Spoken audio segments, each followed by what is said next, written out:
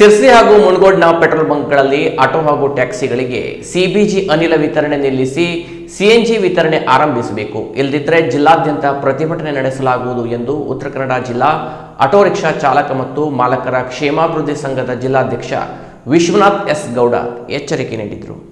ಮಂಗಳವಾರ ಜಿಲ್ಲಾಧಿಕಾರಿಗಳಿಗೆ ಮನವಿ ಸಲ್ಲಿಸಿದ ಬಳಿಕ ಸುದ್ದಿಗಾರರೊಂದಿಗೆ ಮಾತನಾಡಿದ ಅವರು, ಸಿಬಿಜಿ ಅನಿಲ ಬಳಕೆಯಿಂದ ವಾಹನಗಳಲ್ಲಿ ದುರ್ವಾಸನೆ ಉಂಟಾಗುತ್ತಿದ್ದು ಎಂಜಿನ್ಗಳು ಪದೇ ಪದೇ ದುರಸ್ತಿಗೆ ಒಳಗಾಗುತ್ತಿವೆ ಎಂದು ಆರೋಪಿಸಿದರು. ಇದರಿಂದ ವಾಹನ ಮಾಲೀಕರಿಗೆ ಹೆಚ್ಚುವರಿ ವೆಚ್ಚವಾಗುವುದರ ಜೊತೆಗೆ ಪ್ರಯಾಣಿಕರಿಗೂ ತೊಂದರೆಯಾಗುತ್ತಿದೆ ಎಂದರು.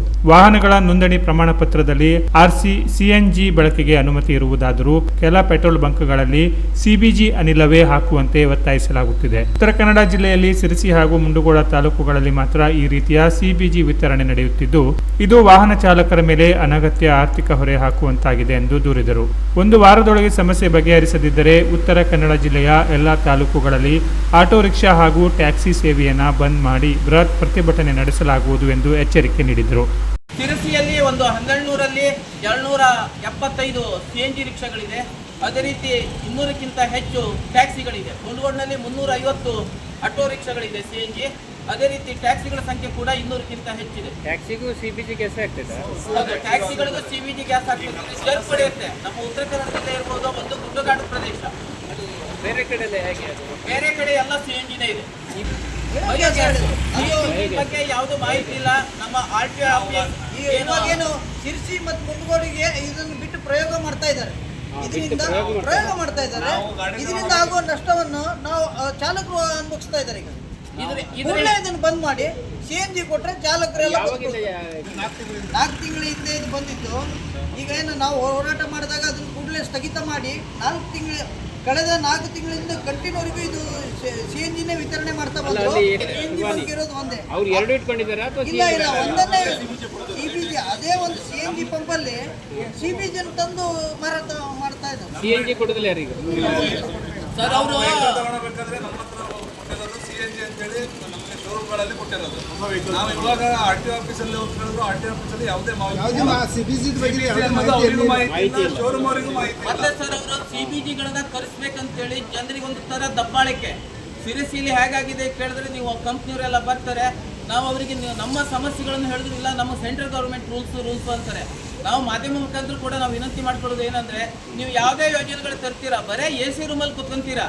ನೀವು ಅಧಿಕಾರಿಗಳು ನಮ್ಮ ಮುಂಡಗೋಡ್ನಲ್ಲಿ ಕೇಳಿದ್ರೆ ಆಟೋದವರು ಪ್ರತಿಭಟನೆ ಮಾಡಿದಾಗ ಕೆಲವೊಂದು ವ್ಯಕ್ತಿಗಳು ಅವ್ರ ಮೇಲೆ ಒಂದು ನೀವು ಸ್ಟ್ರೈಕ್ ಮಾಡಿದ್ರೆ ನಿಮ್ಮ ಕೈ ಕಾಲು ಮುರಿತಾರೆ ಅಂತ ಹೇಳಿ ಒಂದು ಬೆದರಿಕೆ ಕೂಡ ಹಾಕ್ತಾ ಇದ್ದಾರೆ. ಇದ್ರ ಹಿಂದೆ ಒಂದು ದೊಡ್ಡ ಮಾಫಿಯಾ ಇದೆ. ಅದೇ ರೀತಿ ಸಿಬಿಜಿಗೆ ಹಾಕ್ಲಿಕ್ಕೆ ಆಗುದಿಲ್ಲ, ಅದೇ ರೀತಿ ಇಂಜಿನ್ ಸೆಟ್ ಆಗುದಿಲ್ಲ. ಇವರು ಫೋರ್ಸೇಬಲ್ ನೀವು ಕಂಪಲ್ಸರಿ ಹಾಕ್ಲೇಬೇಕು. ನಮ್ಗೆ ಎಲ್ಲಿಂದ ಆರ್ಡರ್ ಉಂಟು? ಸೆಂಟ್ರಲ್ ಗೌರ್ಮೆಂಟ್ ಇಂದ ಮಾಹಿತಿ ಇರ್ಬೋದು, ಶಾಸಕರಿಗಿರ್ಬೋದು, ಯಲ್ಲಾಪುರ ಸ್ಥಳೀಯ ಶಾಸಕರಿಗೆ ನಾವು ಕೂಡ ಮಾಹಿತಿಯನ್ನು ನೀಡಿದ್ದೇವೆ. ಅದೇ ರೀತಿ ಸಂಸದರಿಗೆ ಕೂಡ ನಿನ್ನೆ ನಾವು ಮನವಿ ನೀಡಾಗಿದೆ. ಈಗಲೂ ಕೂಡ ಅವರು ನಮ್ಮ ಮನವಿಯನ್ನೇನಾದ್ರು ಒಂಥರ ಅಂದ್ರೆ ನೆಗ್ಲೆಕ್ಟ್ ಏನಾದ್ರು ಮಾಡಿದ್ರೆ ನಾವು ಉತ್ತರ ಕರ್ನಾಟಕ ಆಟೋ ರಿಕ್ಷಾ ಚಾಲಕರ ಮಾಲಕರ ಸಂಘ ಕೂಡ ಕೈ ಜೋಡಿಸಿದೆ. ಅವರು ಕೂಡ ಈ ದಿನ ಸಿರ್ಸಿಯಲ್ಲಿ ಪ್ರತಿಭಟನೆ ಬರೋರಿದ್ರು. ಆದರೆ ಒಂದು ಅಧಿಕಾರಿಗಳ ಒಂದು ರಿಕ್ವೆಸ್ಟ್ ಮೇರೆಗೆ ನಾವು ಇವತ್ತು ಪ್ರತಿಭಟನೆಯನ್ನು ಕೈಬಿಟ್ಟಿದ್ದೇವೆ. ಇನ್ನೂ ಕೂಡ ಅಧಿಕಾರಿಗಳು ಹಾಗೂ ಜನಪ್ರತಿನಿಧಿಗಳು ನಮ್ಮ ಜೀವನದಲ್ಲಿ ಏನಾದ್ರು ಚೆಲ್ಲಾಟ ಏನಾದ್ರು ಮಾಡ್ಲಿಕ್ಕೆ ಬಂದಂತ ಹೇಳಿದ್ರೆ ನಾವು ಅವರಿಗೆ ಮುಂದಿನ ದಿನಗಳ ತಕ್ಕ ಪಾಠವನ್ನೇ ಕಲಿಸ್ತೇವೆ. ನಮ್ಮಲ್ಲಿ ಇದು ಏನೇ ಹೋರಾಟ ಇದ್ರೂ ಪಕ್ಷಾತೀತವಾದ ಹೋರಾಟ. ನಮ್ಮಲ್ಲಿ ಈಗ ನಿನ್ನೆಗಳು ಕೂಡ ಆಗ್ತಾ ಇದೆ. ಮುಂಡಗೋಡಿನಿಂದ ನೀವು ಸಿರ್ಸಿ ಸ್ಟ್ರೈಕ್ಗೆ ಹೋಗಬೇಡ್ರಿ. ಮುಂಡಗೋಡದವ್ರು ಹೇಳ್ತಾರೆ ನೀವು ಸಿರ್ಸಿ ಸ್ಟ್ರೈಕ್ ಹೋಗಬೇಡಿ, ಎಲ್ಲ ಅಧಿಕಾರಿಗಳು ಅವ್ರ ಮೇಲೆ ಕೇಸ್ ಹಾಕ್ತೀನಿ, ಹಂಗೆ ಮಾಡ್ತೀರಿ ಅಂತ ಒಂಥರ ದಬ್ಬಾಳಿಕೆಯನ್ನು ಕೂಡ ಹೇಳ್ತಾ ಇದ್ದಾರೆ. ನಮ್ಮ ಬೇಡಿಕೆ ಅವರಿಗೆ 100ಕ್ಕೆ 100ರಷ್ಟು ಮಂದಟ್ಟಾಗಿದೆ. ಅವರು ನಮ್ಮ ಒಂದು ಮನವಿಯನ್ನು ಸ್ವೀಕರಿಸಿದ್ದಾರೆ. ನಮಗೆ ನ್ಯಾಯ ಕೊಡುವ ಒಂದು ಭರವಸೆಯನ್ನು ಕೂಡ ನೀಡಿದ್ದಾರೆ. ಅವರು ಇದನ್ನು ಕೂಡಲೇ ನಾವು ಇದನ್ನು ಸರಿಪಡಿಸಿಕೊಡ್ತೇವೆ ಅಂತ ಹೇಳಿ ಭರವಸೆಯನ್ನು ಕೊಟ್ಟಿದ್ದಾರೆ. ಅದೇ ರೀತಿ ಆ ಭರವಸೆ ಮೇರೆಗೆ ನಾವು ನಮ್ಮ ಸಿರಸಿಗೆ ನಾವು ತರುತ್ತಾ ಇದ್ದೇವೆ.